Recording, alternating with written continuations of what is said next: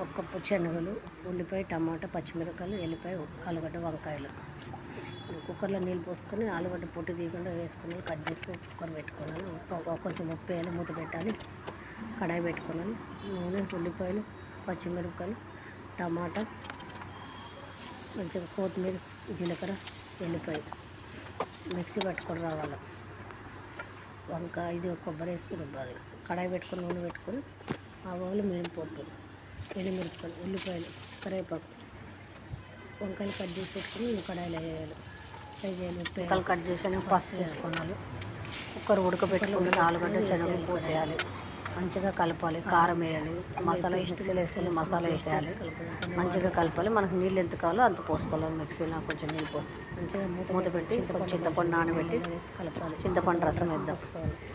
వేసినాక కొంచెం 5 నిమిషాలు మూత పెడతాం. కొత్తిమీర వేద్దాం. ఒక బౌల్లోకి తీసుకున్నాం. మీకు నచ్చినట్లయితే ట్రై చేసి కామెంట్ బాక్స్లో కామెంట్ చేసి లైక్ చేయండి. Thank you.